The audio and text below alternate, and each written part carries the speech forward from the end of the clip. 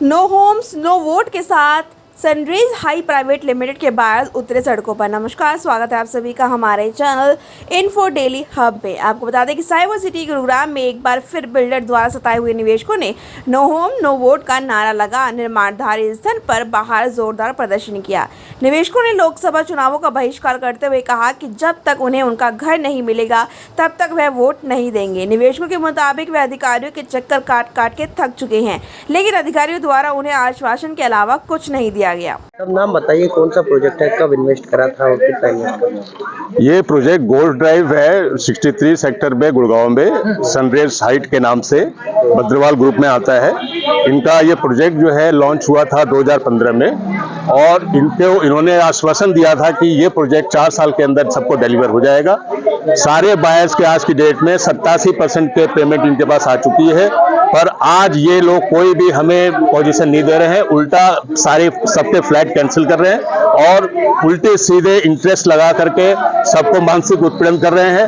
यहाँ तक कि हमको गेट के अंदर घुसने भी नहीं दिया जा रहा है, ये देखने के लिए कि हमारे अपने यूनिट के कंस्ट्रक्शन स्टेटस क्या है।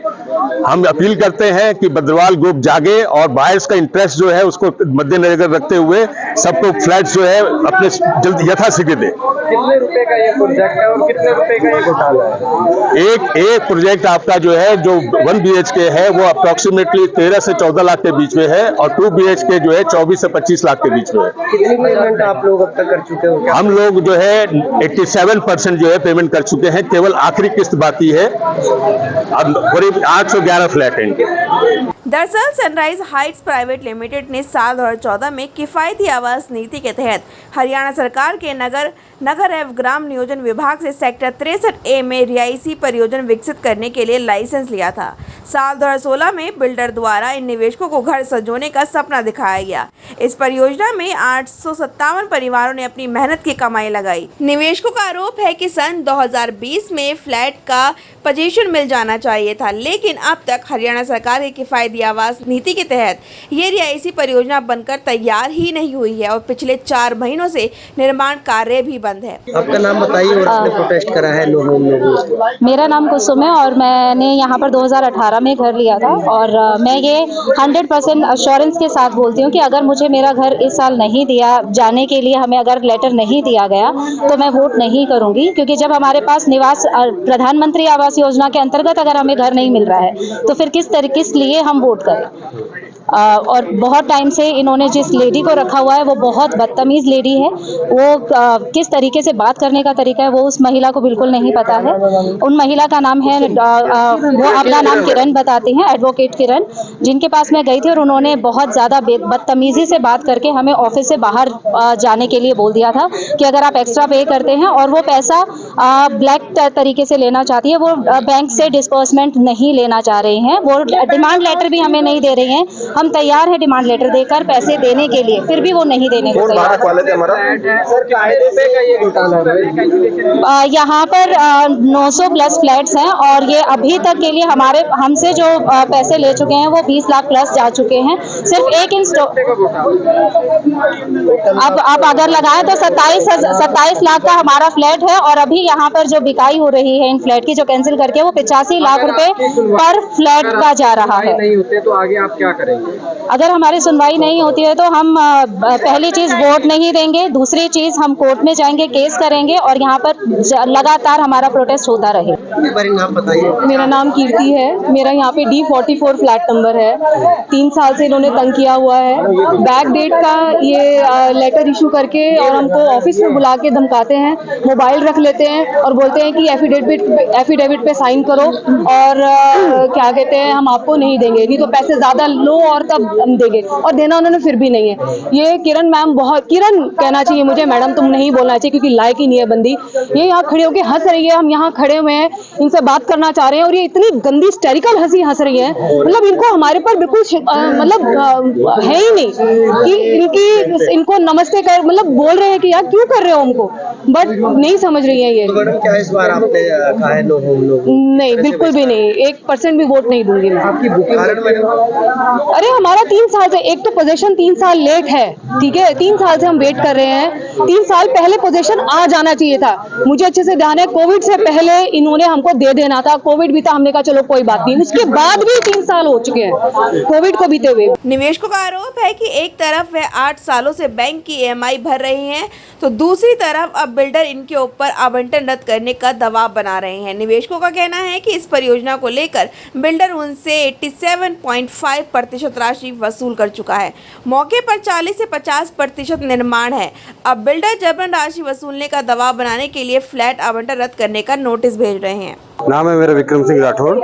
हमने एक एसोसिएशन भी बनाई हुई है और हमने लगभग इनमें 15 से 20 केस के अराउंड हमने रेरा में डाले हुए हैं। तो सबसे बड़ी प्रॉब्लम ये है, इवन ये लोग रेरा के जो कोर्ट ऑर्डर हैं उनको भी ऑनर नहीं कर रहे हैं, उसका भी कोर्ट कंटेम्प्ट ऑफ कोर्ट कर रहे हैं। इसके बाद जब हम इनसे बात करने के लिए ये कहते हैं कि आ जाओ ऑफिस आ जाओ, ऑफिस मिलने जाते हैं, सबसे पहले तो 4 बाउंसर इनके रखे होते बाहर, वो आपको जाते ही होर करने लग जाएंगे, आपका फोन बाहर रखवा लिया जाएगा। अंदर किरण मैडम बैठी है, इनकी सर्वे सर्वा वही है और वो बदतमीजी से बात करती हैं, लोगों को डराती हैं, धमकाते हैं कि आपके फ्लैट कैंसिल हो जाएंगे। बाकी स्टेटस कोई बताते नहीं। पिछले लगभग 4 साल से यही कह रहे हैं कि अगले 3 महीने में मिल जाएगा। इन्होंने ओसी अप्लाई करी थी, ओसी रिजेक्ट हो चुकी है, इनके अकाउंट वगैरह सब फ्रीज हैं क्योंकि इनका एक नहीं लगभग 35 पैरामीटर में से इसके मेजर लगभग 30 के आसपास पैरामीटर में इनका डिफॉल्ट है। अभी रेरा ने एक्शन लेते हैं, उनके सबके अकाउंट फ्रीज कर दिए हैं। अभी हमें मतलब कुछ नहीं दिख रहा, भविष्य यहाँ सब अंधकार में है, घर मिलेगा नहीं मिलेगा। अब एक तरफ हम रेंट पे कर रहे हैं, एक तरफ लोन की EMI पे कर रहे हैं, दूसरी तरफ हरासमेंट है वो अलग है, तीसरी तरफ कोर्ट में जा रहे हैं। कोर्ट में भी ये आज तक आप इनके जितने केस चल रहे हैं, इवन इनके केस 10-15 वर्डिक्ट आ चुके हैं DPC के, जिनमें ऑर्डर आ गया इनको बिल पेमेंट चार्ज करना, किसी में भी ये प्रेजेंट ही नहीं होते हैं और एक आध बार प्रेजेंट होके जस्ट टाइम बाई करते हैं कि सर हमें टाइम दीजिए। जब भी प्रेजेंट होते हैं सर हमें टाइम दीजिए। निवेशकों के मुताबिक 21 अप्रैल 2022 को sector 63 golf drive flat buyer association ने हरेरा गुरुग्राम में याचिका दायर की थी। हरेरा ने जांच के लिए एक अधिकारी को नियुक्त किया था। पिछले साल 25 नवंबर को इस अधिकारी ने अपनी जांच रिपोर्ट को हरेरा में सौंप दिया था। निवेशकों ने कहा कि इस रिपोर्ट के आधार पर हरेरा अध्यक्ष ने फ्लैट आवंटन को रद्द करने पर रोक लगा दी थी, लेकिन अब बिल्डर इस आदेश पर उल्लंघन कर रहा है। भाई साहब, मैं विजय कुमार यहाँ एक फ्लैट का अलॉटी हूँ। मेरे नाम पे एक 1 BHK अलॉट हुआ है। 2015 में हमने फाइल की एप्लीकेशन। पहुंचे हैं, क्यों प्रदर्शन करने पहुंचे हैं? प्रदर्शन करने इसलिए पहुंचे हैं क्योंकि यहाँ पे बेतहाशा लोगों के पास फ्लैट कैंसिलेशन की मेल आ रही है। बोला जा रहा है कि आप अपना पैसा रिफंड करा लीजिए, जिसके लिए हमें बाध्य किया जा रहा है। जब हम इनके ऑफिस में जाते हैं बात करने, तो एक एफिडेविट साइन करने को बोला जाता है, जिसके अंदर क्लियरली ये लिखा है कि मैं डिफॉल्टर हूँ, मैंने पेमेंट टाइम से नहीं की है, जबकि इन्होंने एक डिमांड नोट रेज ही नहीं किया। अभी देखिए, मैं पिंजौर से आया हूँ रात को, आज सुबह पहुंचा हूँ और यहाँ पे प्रदर्शन करने के लिए मजबूर हूँ। क्यों? क्योंकि मेरा फ्लैट इन्होंने अब तक अलॉट ही नहीं किया। कब आपने फ्लैट खरीदा था और कब आपको फ्लैट देने के लिए बोला गया था? जी, अफोर्डेबल हाउसिंग पॉलिसी के अनुसार 2015 में इन्होंने ब्रोशर निकाला। हमने किसी तरह से पैसे का जुगाड़ करके प्रोस्पेक्टस भरा, हमारे नाम पे अलॉटमेंट हुई जनवरी 2016 में। तभी से हमने लोन पे लिया सब कुछ। अभी हम बैंक पे अपना EMI देते जा रहे हैं तकरीबन 8 साल से, 2016 से, और उसके बाद से हम इनके डिमांड नोट रेज करते ही विद इन स्टिपुलेटेड टाइम हम इनको पेमेंट करते जा रहे हैं। अब आप किसी अधिकारी के आपने चक्कर लगाए हैं कि किन किन अधिकारियों को आपने इस बात से अवगत कराया है? जी, हम इनके ऑफिस गए थे। इनके ऑफिस जाने पे इन्होंने सबसे पहले तो हमारा मोबाइल या कोई भी रिकॉर्डिंग डिवाइस तो नहीं है, चेकिंग की गई। मोबाइल रिसेप्शन पे जमा करा लेते हैं, उसके बाद एक एफिडेविट साइन कराने को बोलते हैं, उसकी कॉपी मेरे पास थी। उसमें क्लियरली ये लिखा है कि आपने जितने भी मटेरियल यूज किए हैं वो वर्ल्ड क्लास स्टैंडर्ड्स के हैं। आपने अभी तक किसी को कंप्लेंट दी है, किसी अधिकारियों को कंप्लेंट दी है? जी, हमने अपनी एसोसिएशन के थ्रू कंप्लेंट कर रखी है रेरा में, सो दैट हमारी प्रोटेक्शन रहे। मिलता है अधिकारियों के द्वारा? रेरा ने 23 अप्रैल को हुई मीटिंग में ये बोला कि आप किसी भी अलॉटी का फ्लैट ऐसे ही कैंसिल नहीं कर सकते। उसके बाद भी इन्होंने क्या किया है, 23 तारीख में ही 22 तारीख की बैक डेट का लेटर प्रिंट करके 23 तारीख को रात को स्पीड पोस्ट से भेज दिया है लेटर कई लोगों के पास। तो अब आपने नो होम नो वोट का नारा दिया है, तो क्या कुछ इसका मकसद है?